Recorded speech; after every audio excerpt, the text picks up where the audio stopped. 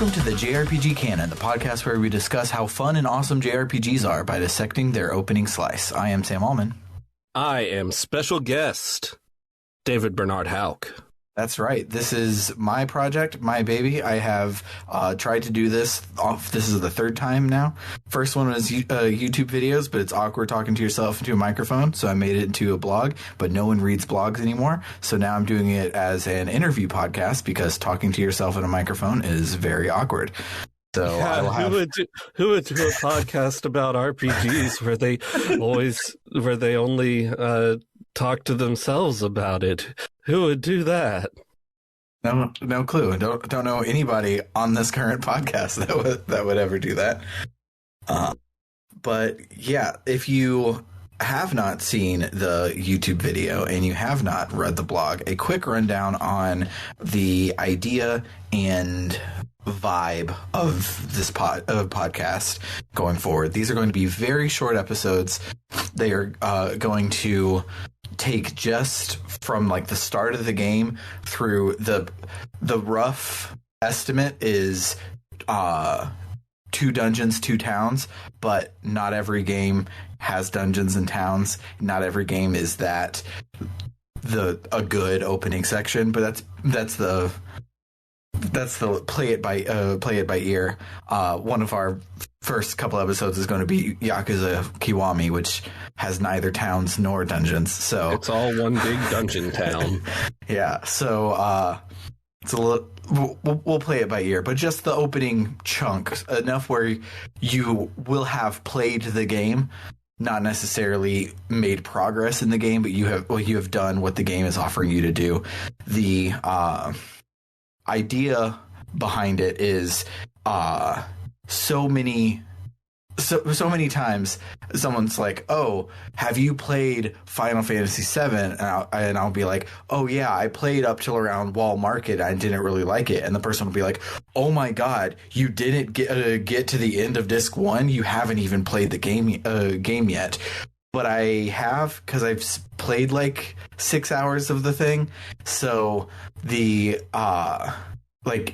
games have merit even in the opening first little chunk, and I want to talk about that opening chunk because it's awesome and good. And so I might not ever get to the big plot twist, or in the case of Final Fantasy 13, I might not ever get to fully use the battle system, but I'll have the vibe of the game, and I can talk about it just surface level like that, but super focused at the same time. So instead of just like, yeah, I liked the game, the graphics were great, the battle system was fun, I can dive in and be like, oh, I really liked here in this first town, they teach you how the battle system is going to work by showing you the old man catching the Pokemon or whatever the particulars will be. Just like in the analogy I use when I pitch this podcast is Doctor Who has 230 old episodes and like 200 something new episodes, endless books, endless audio plays, all of those things. So do you have to consume all of it to be a Doctor Who fan? Or if you just caught The Girl in the Fireplace one night after you were headed to bed and you watched it and you liked it, you kind of get it. You kind of understand what Doctor Who is, even if you don't dive all the way in and watch all of it. So this podcast is going to be purposefully not completing all of these games and not trying to review them as a whole, but just talk about what the game is, who made it, why it's important, and how fun and cool and interesting the first couple of chunks are. Which brings me to our first game. We're going to dive straight in. It's weird not having an opening bit. All of our other podcasts have an opening bit, but our opening bits are longer than this podcast is supposed to be. So we'll just dive straight in, I guess. So our first episode is going to be about the original Final Fantasy. I wanted the first episode to be about Dragon Quest, but Maddie was my guest for Dragon Quest, and she's not ready for a couple of weeks, and I wanted to start this now. So instead, we're starting with Final Fantasy. So So Final Fantasy was originally conceived as fighting fantasy, and it was released for the Famicom back in 1987, and it was created by Hironobu Sakaguchi, with a scenario written by Kenji Terada, with character designs by Yoshitaka Amano, music by Nobuo Uematsu, and programming by Iranian-American Nasir Gabelli. So I guess that finally settles, do you have to be Japanese to make JRPGs? No, you have to be Iranian. That's it. That's the joke. Good joke. So Sakaguchi Sensei, like Hori Sensei before him, was a huge RPG and computer nerd, and he loved playing games like Ultima and Wizardry, and so he wanted to make his own RPG for the NES, but Square didn't think that there was a market for console RPGs, which is the funniest sentence to read from like 30 years in the future, because Square basically only makes RPGs on console these days, which just is great that at one time they were like, nah, not for us. We're not an RPG company. But then, of course, Dragon Quest then gets released, is a huge hit, so they decide to go forward with this project.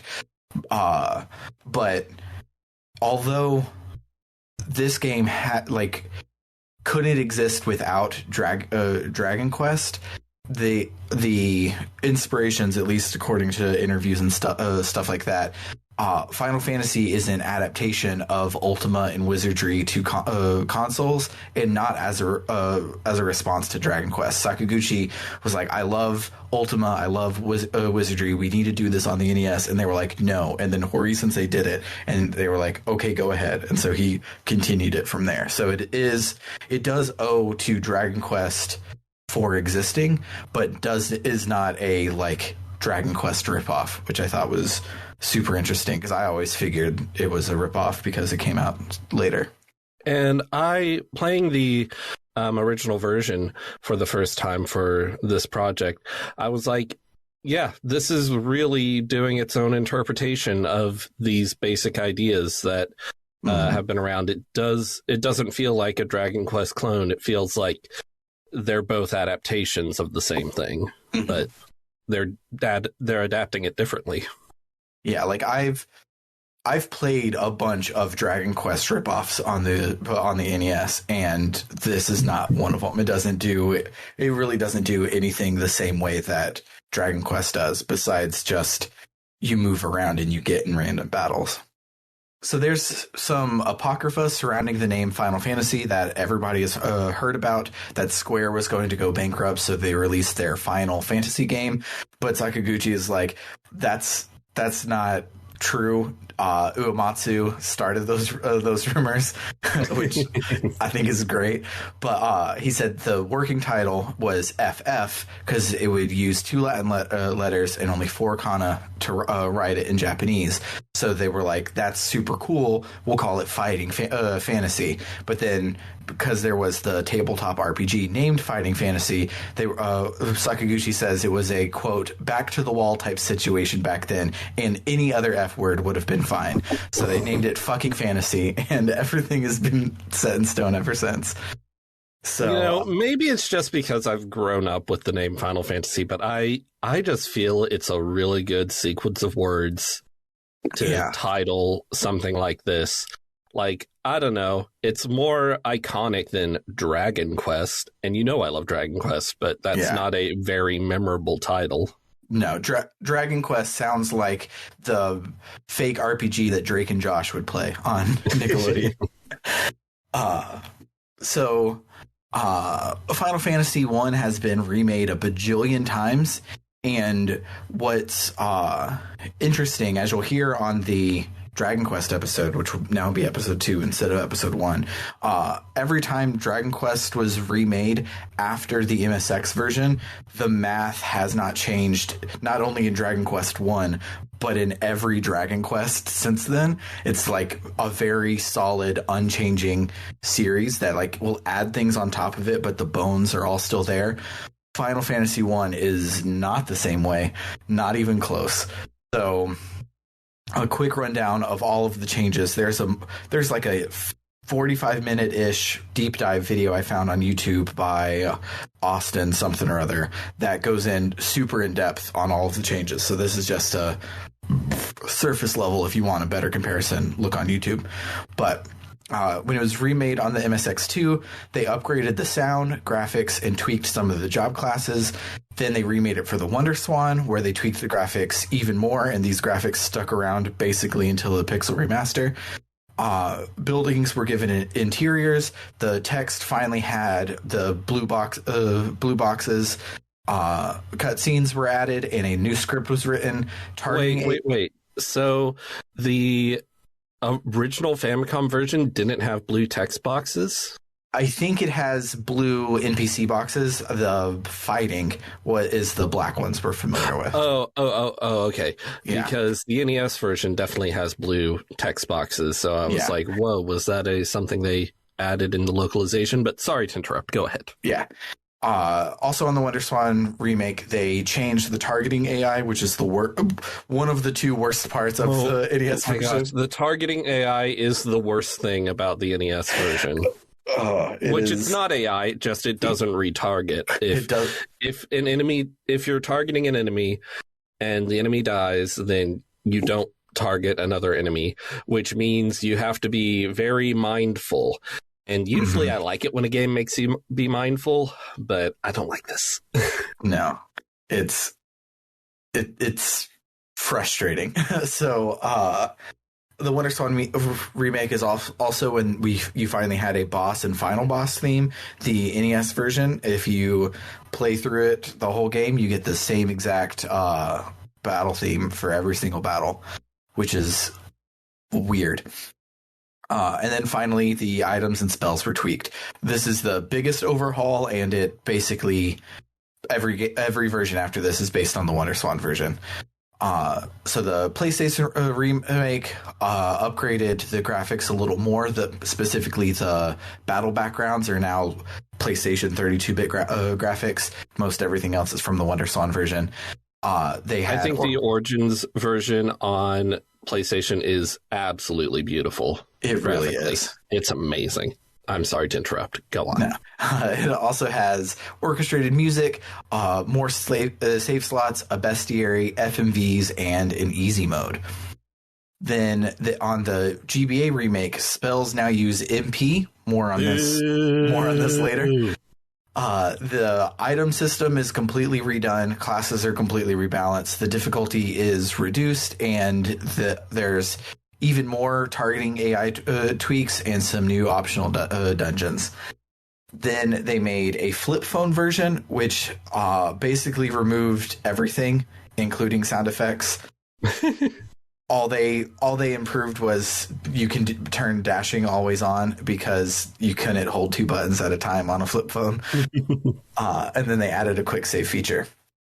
And then the previously definitive edition of Final Fantasy I was the PSP remake, where the graphics were overhauled. Like, they took the WonderSwan sprites, made them bigger, but didn't change the art style. It's like hard to explain without just seeing it, but it looks like they just added more pixels to the classic. It's such a good look compared to like the Final Fantasy V and VI remakes, which were not nearly as good. But all of the changes from the GBA and PlayStation remakes are back. Then they added even more content, like some post-game bosses. It was in the highest resolution so far. Very awesome graphics. Like, if you aren't playing the Pixel remaster, go back and play the PSP version. It's really good. Then there was a 3DS version, which was the PSP version, but they made the buildings and type stuff in towns and dungeons 3D. Otherwise, it's like sprites on 3D backgrounds, and it's exactly the PSP version. And then you had the smartphone version, which was the PSP version, but with bugs. And then now, of course, we have the Pixel Remaster, which is super cool. The whole Pixel Remaster project, if you haven't looked into what it is besides just, it's another remake, this is not a pixelized version of the PSP version. It is a separate or a second attempt at modernizing the original NES version, and that goes for all of the ones. So all of the changes and adaptations and stuff that they've done for all of the remakes since are nixed, and it goes back to the original. It's like, how do we make this original thing fit in the future? So the Pixel Remaster has Vancian magic. It doesn't have any of the post game. It doesn't have MP. It does have the balance tweaks of the GBA version without having to go to MP, and it did add Phoenix Downs as an item, but in general, it's like they took the NES version, added some modern stuff onto it, and it's super good. I played to my refresher for today's episode, I played through the Pixel Remaster, and I'm probably going to actually finish it because it was really nice. I haven't played the Pixel Remaster, but my beef with it is that you can walk diagonally, and it's perverse. It looks so gross. Yeah, this first game is grid-based movement. It is not pixel-based movement. So moving diagonally, you move an entire grid diagonally with one step, and it's like the Warrior of Light just is from the Ministry of Silly Walks. If he walks diagonally, it's like everything is normal, up, down, left, right, and then you go diagonally and he like lunges for it. It looks ugly. I hate it. It's really bad. But and you might say you don't have to walk diagonally. Well, I might do it accidentally. Yeah, and I don't want to see that. It's a bad idea. Play with a keyboard or a D-pad to limit your potential for doing that. So yeah, let's listen to some track from Final Fantasy, and then we'll get in and start talking about our opening slice.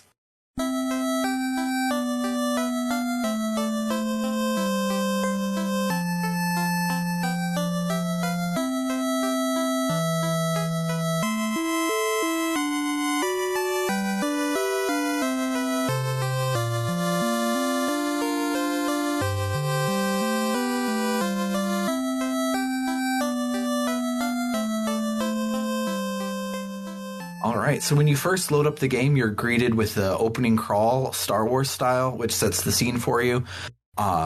This is already like way more story than Dragon Quest had. Final Fantasy definitely set themselves up as the story ones.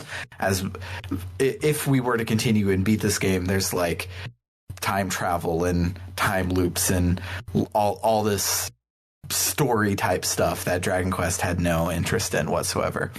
Dragon Quest had sort of started doing more story with Dragon Quest 2, which I believe had come out at the beginning of 1987, whereas this came out at the end of 1987. But still, Final Fantasy was being more dramatic with this opening thing, and Yeah, it's super cool. So the opening text is basically just some flowery speak that says the world's fucked and we need some heroes to go and save it. So when you start a new game, you're allowed to roll your characters by selecting their job and their name. I chose, as always, a fighter, a red mage, and a white mage, and a black mage. And what did you pick, Bernard? So I went with a fighter, a thief, a white mage, and a black mage. A very balanced party. I believe, I didn't actually look this up, but I believe in Final Fantasy 1, the thing with a thief is that a thief can always successfully run from battles, or at least has a higher likelihood of succeeding at running from battles. So I think that's pretty useful. And I think this is incredibly cool because this was before Dragon Quest 3. Yeah. So I don't know. In my brain, I always sort of thought of Dragon Quest invented jobs and then Final Fantasy borrowed the idea. But no, Final Fantasy did it first. Yeah. I think I think Final Fantasy 1, then Dragon Quest 3, then Final Fantasy 3 is building off of each other to go into that order. But because I think Dragon Quest 3 does a lot more with jobs than Final Fantasy does. Final Fantasy, it's almost just choose your character more than actually a job system. Absolutely. And then Final Fantasy 3 does a lot more still. So, yeah, it's interesting seeing these two competing series build off each other like that. Yeah. So after you roll your characters, you spawn on the overworld and you're unleashed. You can go anywhere, but it starts you like one square away from walking into a town. So you probably are going to go straight in there. And hopefully you do, because you don't have any weapons or armor or magic yet. Yeah, my first time playing it, chose poorly. I managed to get into a fight without realizing that I had literally nothing on me. I figured, like, in Dragon Quest, you start with shitty equipment. Surely I'll have some shitty equipment, and you do not. You have jack shit. The Pixel Remaster starts everybody with a knife and clothes, so you're not exactly on nothing. But and on the NES, you have absolutely nothing. Mm-hmm. How did they get to Corneria? Yeah, who knows? There's the bridge is out, so you can't leave. You couldn't have come in from the north. You don't have a boat. You don't have any items. Like, how did you actually get there? I'm sure this is answered in Stranger of Paradise. It probably is. So your mages also don't even start with a spell. You have to purchase all of your spells in this game. So if you are like me and you see that you get into your first battle and you nearly get killed because you have nothing, so you escape and you go and you buy weapons and armor for everyone, you then have no money. And I had 3 mages in my party, so that really sucked, and I had to grind to even start doing anything. But so on the NES version, I found that the starting money was like just enough to get me going with only 2 mages. Yeah. And I think the amount of money they give you at the start is sort of balanced for that, because like weapons are very cheap. Yeah. Armor's really expensive. Magic is somewhere in the middle. Yeah. So my first time through, I had to grind before we get started, but that's actually how I found out one of the reasons that I like Final Fantasy. Like, it clicked with me by fucking up. So Final Fantasy has big numbers where Dragon Quest has little numbers. And so because the numbers are so big, the first group of monsters you fight and the second group of monsters you fight are huge, but because you have higher HP and all of those things, they hit really hard and are really scary, but you'll probably survive. So in Dragon Quest, if you walk the wrong direction and you go over a bridge that you're not supposed to yet, you'll just get destroyed, because a critical hit doing 1.5 times damage on 20 HP is a lot. So if you're not ready for it, you'll get destroyed. But here, because all the numbers are bigger, you'll likely survive. So you can, instead of just hanging out around Cornelia and grinding off of the little Dorcases, you can go and get the Dorcas generals right off, like in the next patch of trees is the next area, and they're harder, but you can probably survive, and they give so much more experience. So where Dragon Quest is like always push forward and grind as you're going through because you gain experience and you'll get better and better. Final Fantasy is like, if you stay put, you're not going to get any better. So you have to push forward so that you can get better, which I thought was a really cool difference between the two, that if I had properly kitted myself out like I did on my replay today, I didn't even hardly notice the difference. But before you can do any of you do all the battling, though, you have to get your gear, ideally. So you go into town and you start to speak to the NPCs there. The NES version feels super bizarre because the text boxes are not like text boxes that you see in video games where the box shows up and then the text fills in. It's like the box and the text are a single sprite that's revealed with a super annoying sound effect all at once. And I kind of like the sound effect. And it like goes, the whole thing like scrolls to appear. It's great. Yeah, it was not what I was expecting when I went and talked to my first NPC. The towns are pretty big, and they have a lot more NPCs, but most of the NPCs that look the same will say the same thing in each town. So most of the people here in this first town will just bemoan the loss of their princess or talk about how Garland is super evil.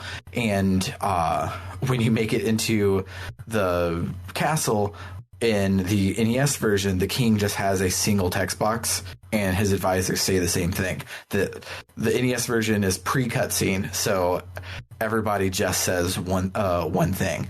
In a second, I'll come back to this because they do something cool with this.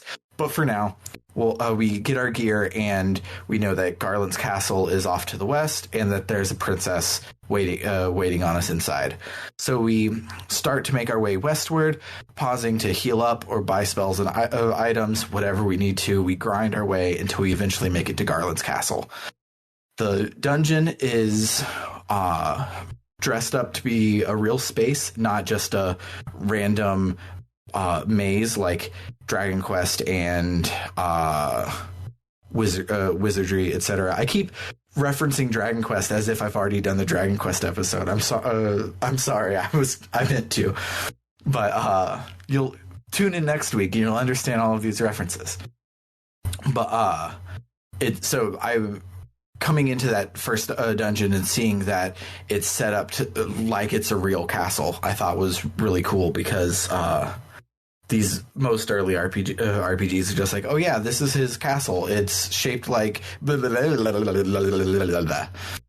Yes, and I like how you enter. You can go straight to Garland and fight him, but you can also go around and explore. And if you explore, you find a piece of armor that you can give someone, and you find a potion, and you even find a tent. And I'm using modern Final Fantasy terms, even though I was playing the NES version. So those can help you in your fight against Garland. You're rewarded for exploring. Yeah, and the monsters here hit really, really hard, but again, you can probably survive them. So it's this is a dangerous place. Let me grind my way through here and then go fight Garland after I start kicking these creeps' butt. And we've used the word grind a lot. Like, you really only need to be like level 3 or 4 to beat Garland. Yeah, it's not like grinding the way that we think of it modernly, like a post-Disgaea grind doesn't actually exist back in the day. Like, grinding just means the gameplay was get into some random battles that will level you up to continue. It is not a like hours of this boss has an arbitrarily high HP, so I'm going to grind for 3 or 4 hours. It's just make your way through it and get properly kitted out before you can go in. I feel we should speak about the battle system for a bit.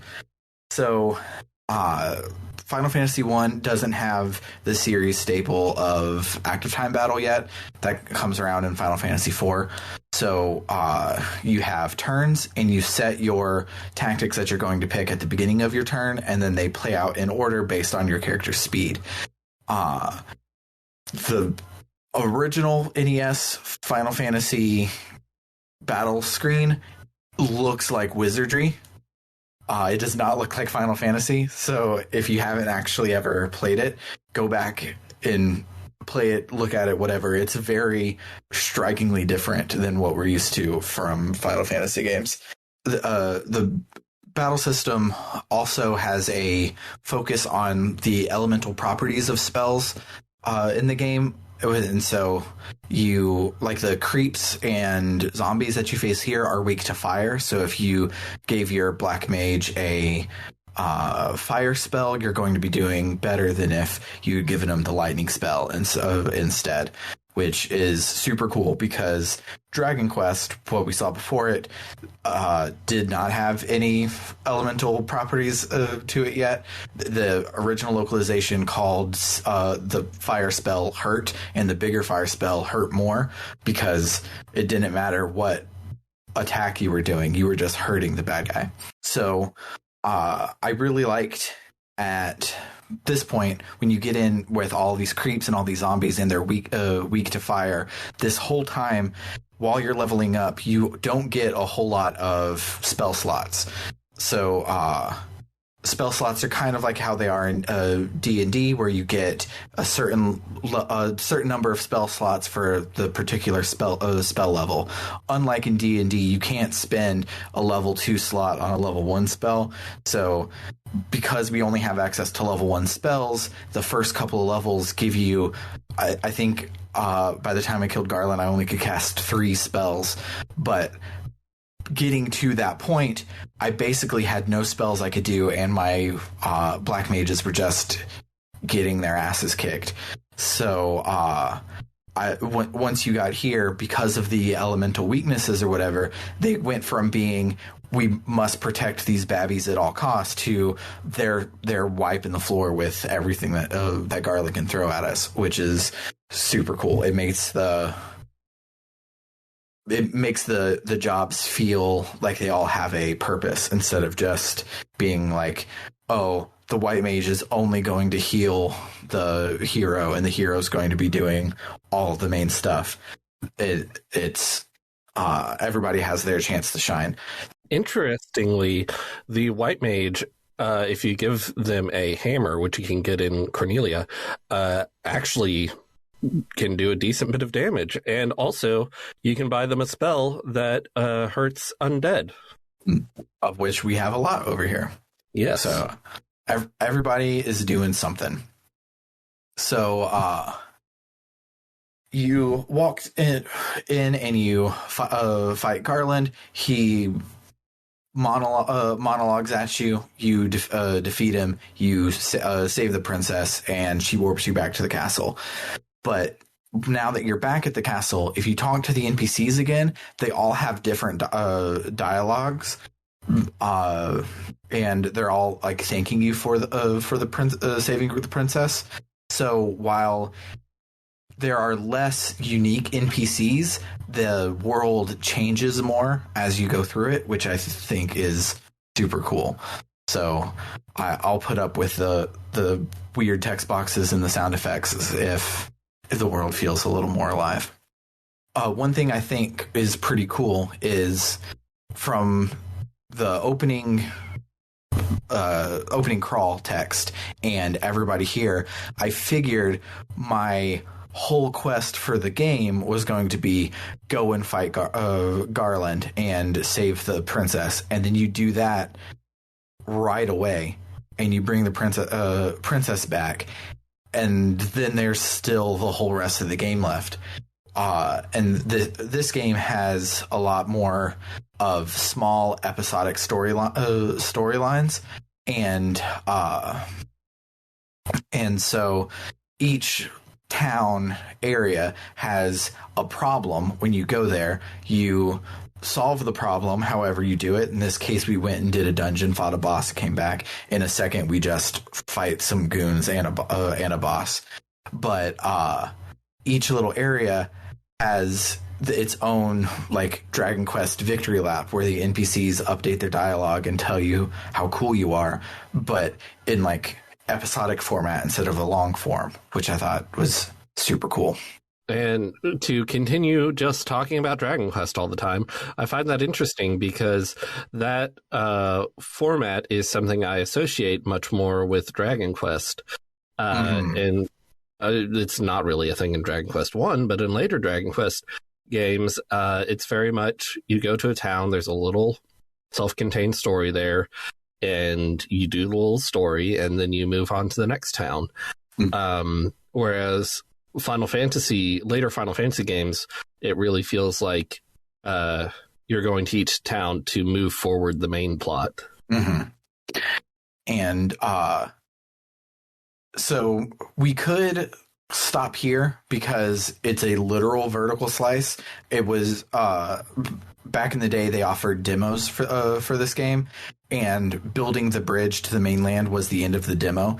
The title screen for the game pops up here, and in the demo it said "Thank you for playing" and ended. So it's literally the vertical slice of the game, but I wanted to do a little bit more to see what the rest of it is. And I should bring up the title screen that pops up is fucking great. It's some of the best graphics on the NES aesthetically. It's so beautiful. Most of the game is nothing special graphically. It looks good, but it just sort of looks like an NES game. It doesn't like jump out at you like Kirby's Adventure is just an NES game, but it jumps out at you and you're like, whoa, these graphics are amazing. Final Fantasy 1, you're like, eh. But the title screen is beautiful. It shows the 4 heroes of light standing on a hill looking back at Cornelia, and you just very vaguely in silhouette you see them, so they can be any class. And then text boxes pop up that take a lot of words to say their journey has begun, and then give you some opening credits. Not crediting Hironobu Sakaguchi, but crediting the other people you mentioned. Interesting. I didn't catch that. So as you walk around the world map, you have a pretty huge explorable area right away, which is pretty cool. But there's really only one place you can go to. But I thought once I got out here, I'm like, oh my god, I can go anywhere. I'm king of the universe. But there's really only one town you can eventually get to.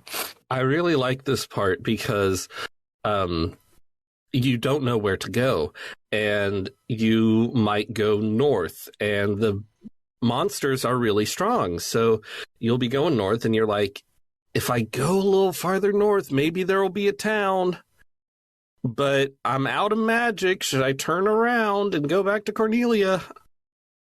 It's a nice friction. Yeah. And if eventually you do make your way westward and find a town called Pravoka. Eastward. That is definitely east. Yeah. Yeah, definitely east. I wrote westward about 3 times in my notes, but it is definitely to the east. So you make your way to the second town, which in the NES version is where I decided I would never play the NES version again. You go up to the weapon shop, which, as you recall, we said weapons are cheap, armor is expensive, spells are in the middle. The second sword upgrade is 550 coins, where the first one was 8 coins. Things are really fucking expensive in the NES version, and the GBA version onward lowers these prices. You don't have artificial grinding spots. Like if we tried to go on from here and get to the next spot and we needed to gear up, it would have a whole lot of grinding to do. But so the second town's episode, as you talk to all the NPCs, is about pirates that have taken over the town. And my first time doing it, I accidentally stumbled into the boss fight because I was looking for the item shop. But I managed to win and save the day. You accidentally stumbled into the fight. People were talking about there's pirates, and you went up and talked to the guy who looks like a pirate, even in NES graphics. Yeah, I never said, hi, I'm a smart person. And I'm a smart person that's going to be telling you about RPGs. I'm an idiot who happens to like RPGs. That's what's going on. Just walking up to a dude with an eye patch and a peg leg. Do you run the item shop?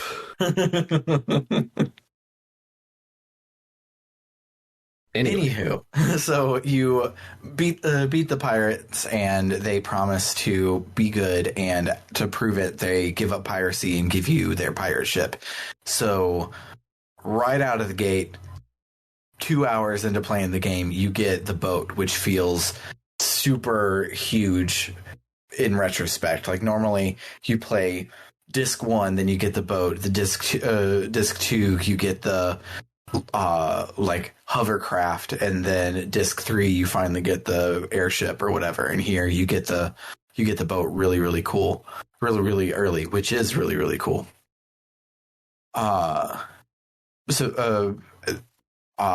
I got the ship, I wandered around for a little bit, and I saw that the world map is huge and empty, and really just a way to ferry you from episode to episode of the plot, rather than being like in Dragon Quest 1, the world map is kind of the first dungeon, and you go into small sub dungeons of it, but like navigating the world map itself is like the gameplay loop.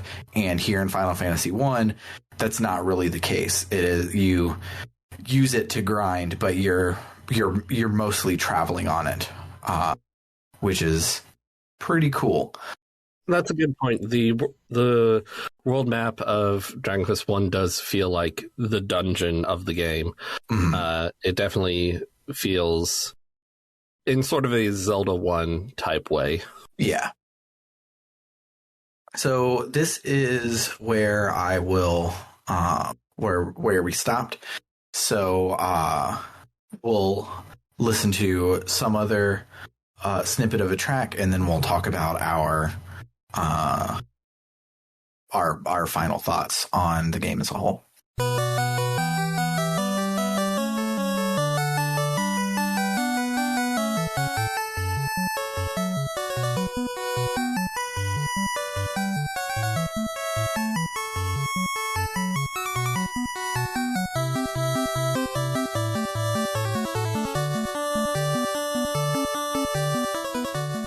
Some takeaways I took from Final Fantasy 1 is gearing up your characters and being like gear more than levels is super important in this game, even more so than in Dragon Quest. Again, talking about episode 2 before we recorded it, but finding your way to grind and get the money to get the stuff pulls you into dangerous areas, instead of like just tackling the next, like your sphere of influence. Instead of just making it bigger and bigger, you like purposefully go to things you're not ready yet to just get lucky and get better, which is super cool. The sub stories of each town because graphically all the towns basically end up looking the same, but like Cornelia is the castle town, and Pravoka is the pirate city, and because of the stories involved in it, it makes each place feel more real and more like memorable, which is I really like. So a couple things that I really liked about the game is like I really like the, like I've talked about it several times, but the different flavor of grinding that this game has compared to Dragon Quest and other RPGs that I've played, where the things are risky but doable. So you reach out and it pulls you forward instead of you tiptoeing forward to see how much ground you can get. And I just thought that was a really cool way to do it, because I've played a lot of Dragon Quests and formed my thesis on grinding based off of that. And so something that's completely different, I thought was super cool.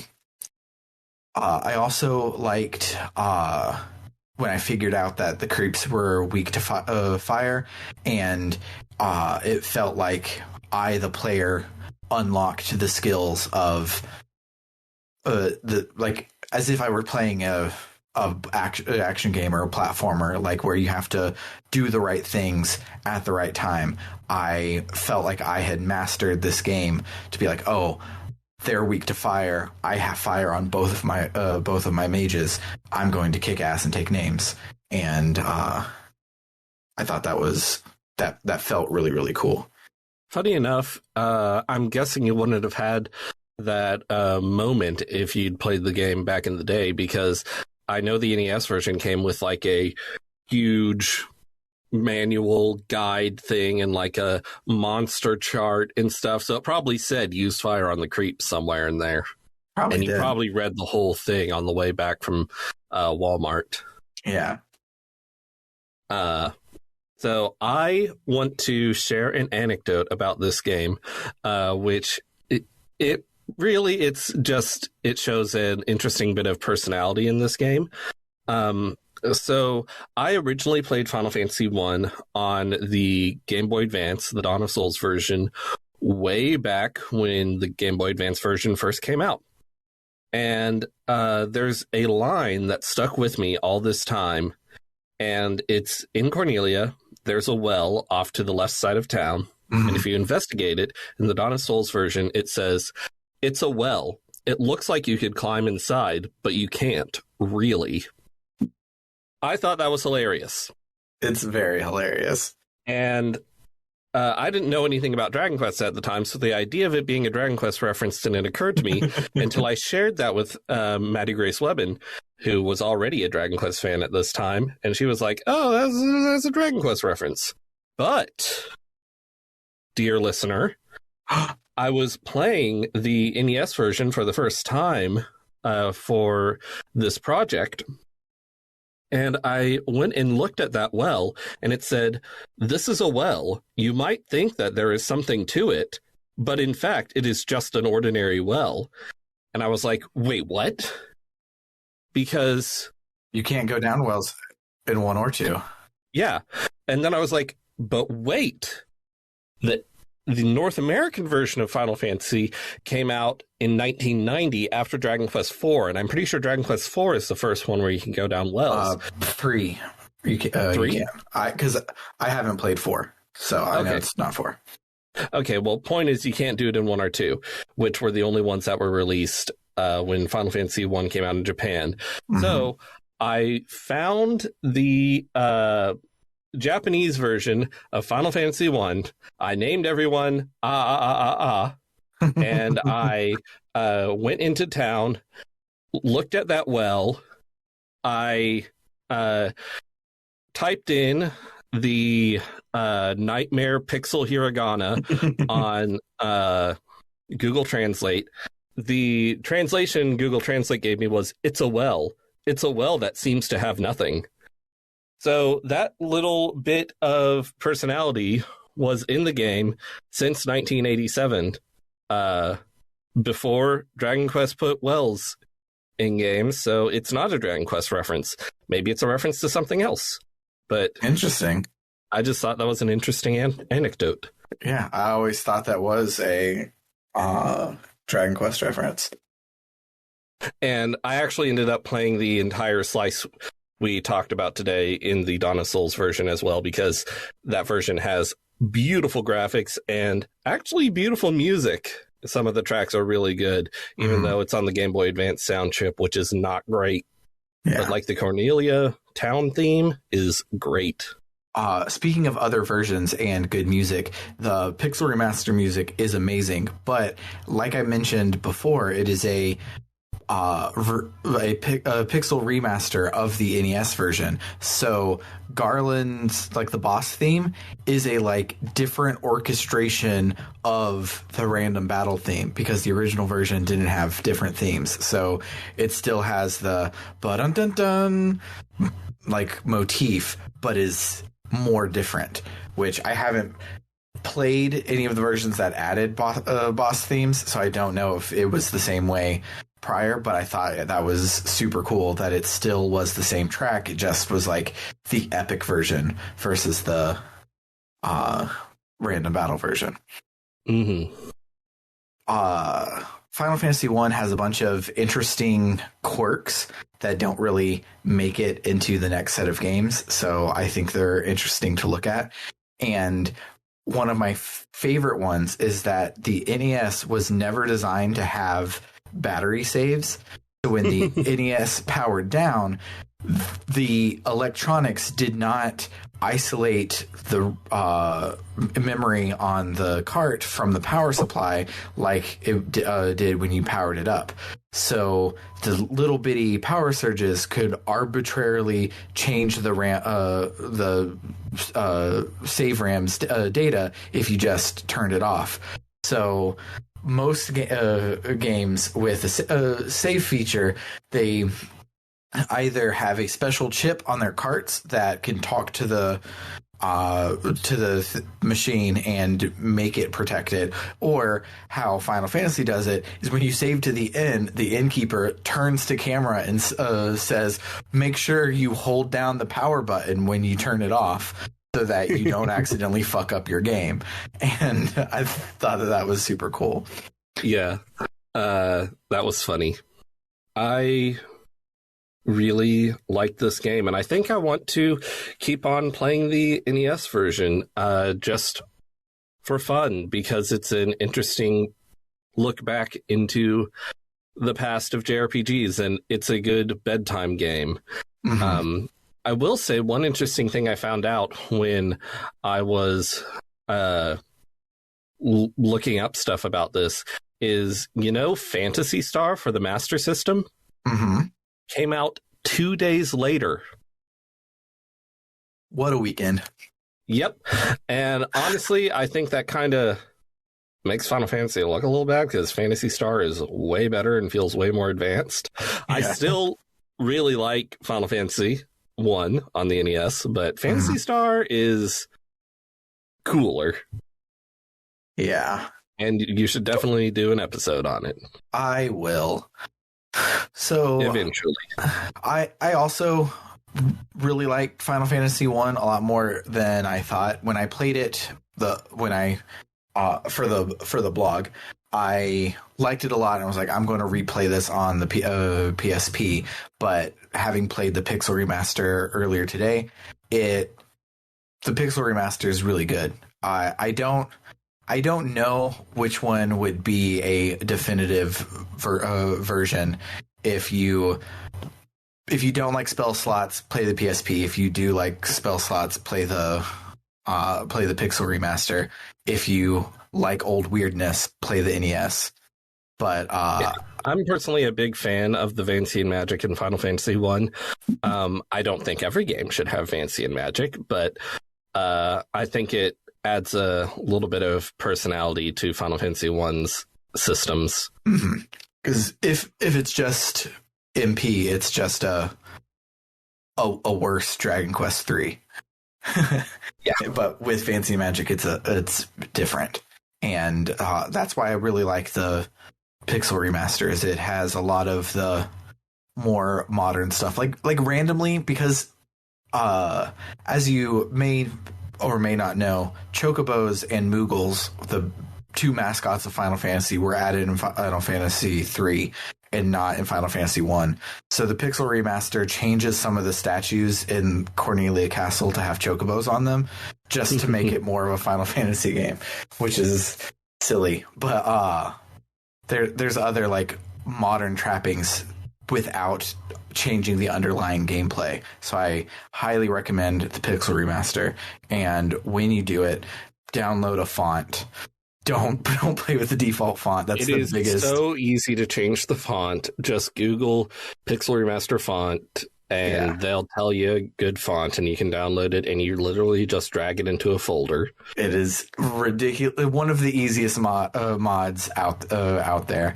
If you find there's a mod that replaces it with the Game Boy Advance and DS Final Fantasy font, which is a very good, very Final Fantasy looking font. It's the one that I play it with. It makes it feel like Final Fantasy to me. I feel like the default font, I feel like it has no redeeming qualities because I feel like it has very low readability. Yeah, it's so squished. Yeah. If it were, sometimes there's a font and you don't like it, but it's it's actually very readable. Mm-hmm. But I don't see anything good about the font they chose. No, it's real bad, but real easy to fix. So if you're listening to this in the super future where Pixel Remaster has been added to consoles and they haven't fixed that font, this is me only talking about the PC version because that font is real bad. And I don't think I would play it on Switch if they didn't patch out that font.